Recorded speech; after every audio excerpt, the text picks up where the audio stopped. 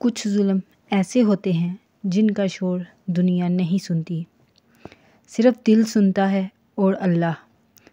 کچھ درد ایسے ہوتے ہیں جو چیخ کر نہیں بلکہ خاموشی میں جل کر گزارے جاتے ہیں۔ کچھ لوگ دوسروں کو روند کر ہنس کر یوں زندگی گزارتے ہیں جیسے کبھی حساب نہیں ہونا، اور تم بیٹھے سوچتے رہ جاتے ہو یہ ظلم کب ختم ہوگا، اللہ کب فیصلہ کرے گا، کب حق والے کو عزت اور ظالم کو انجام ملے گا۔ اللہ کی خاموشی غفلت نہیں ہوتی، وہ دیکھ رہا ہے۔ بس تمہیں اتنا صبر چاہیے کہ تمہارا یقین تمہارے زخموں سے بڑا ہو جائے۔ یہ دنیا کبھی انصاف کا گڑھ نہیں رہی، یہ آزمائش کی سرزمین ہے جہاں ظالم کو فوراً نہیں پکڑا جاتا بلکہ اتنا وقت دیا جاتا ہے کہ وہ خود اپنے انجام تک پہنچ جائے۔ تم چاہتے ہو کہ آج ہی انصاف ہو جائے، اور اللہ چاہتا ہے کہ انصاف اس وقت ہو جب سچ اور جھوٹ، صبر اور ظلم سب اپنے اپنے رنگوں میں واضح ہو جائیں۔ یہی وجہ ہے کہ اللہ فوراً فیصلہ نہیں کرتا، وہ ظالم کو رسی دیتا ہے تاکہ وہ اپنی حد خود پار کر دے، اور جب وہ حد پار کر لیتا ہے تو اللہ کی پکڑ ایسی آتی ہے کہ ساری دنیا دیکھتی رہتی ہے۔ ظاہر میں شاید دیر لگتی ہے، مگر اللہ کے یہاں دیر اور جلدی کا کوئی مطلب نہیں۔ وہ عین وقت پر فیصلہ کرتا ہے جب عدل کا وزن پورا ہو جاتا ہے۔ کچھ لوگوں کو لگتا ہے کہ وہ جیت گئے، کہ انہوں نے کسی کو توڑ دیا، کسی کی دعا چھین دی، کسی کی ہمت ختم کر دی، لیکن اللہ خاموشی سے ان کے پیچھے ایک ایسا نظام چلا رہا ہوتا ہے جس کی ہر لکیر حساب سے لکھی جاتی ہے۔ ظلم کے بعد سکون نہیں رہتا۔ وہ شخص جو دوسروں کو دکھ دیتا ہے، ایک وقت ایسا آتا ہے کہ وہ خود اپنے دل سے بھاگنے لگتا ہے۔ وہ کامیاب لگتا ہے مگر اندر سے خالی ہوتا جاتا ہے۔ اللہ ظالم کو فوراً نہیں پکڑتا، اس لیے نہیں کہ وہ غافل ہے بلکہ اس لیے کہ وہ عادل ہے۔ اگر وہ فوراً پکڑ لیتا ہے تو ظالم کے دل کی حقیقت کبھی ظاہر نہ ہوتی اور مظلوم کے صبر کی روشنی کبھی نہ چمکتی۔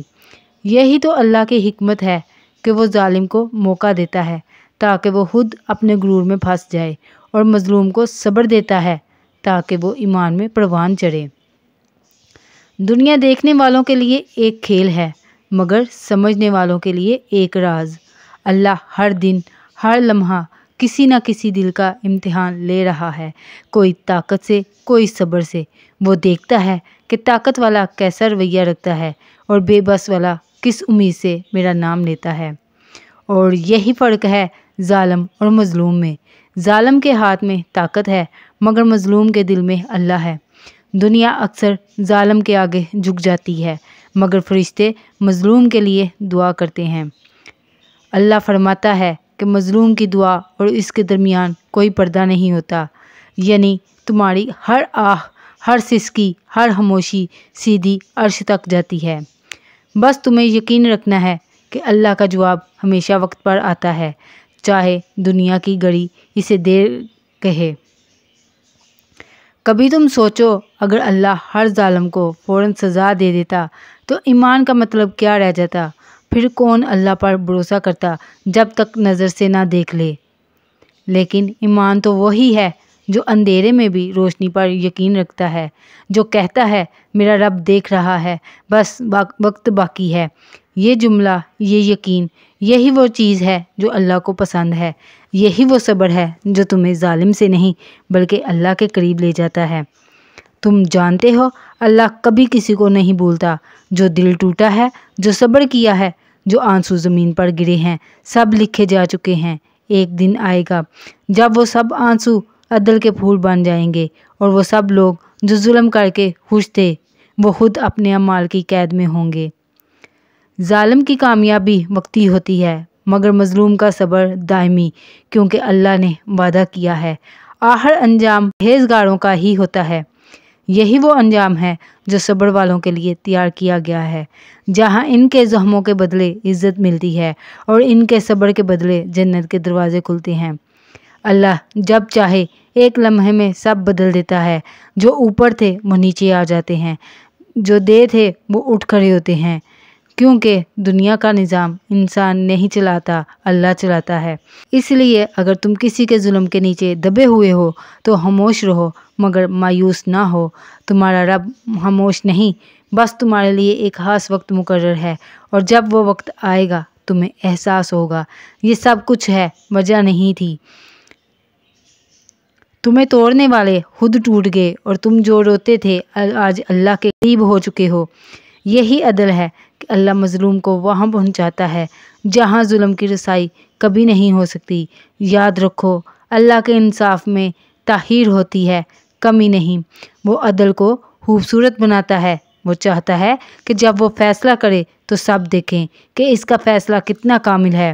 اس لیے اللہ ظالم کو موقع دیتا ہے کہ وہ اپنی تباہی خود لکھ لے، اور مظلوم کو موقع دیتا ہے کہ وہ صبر سے اپنی عظمت بنا لے۔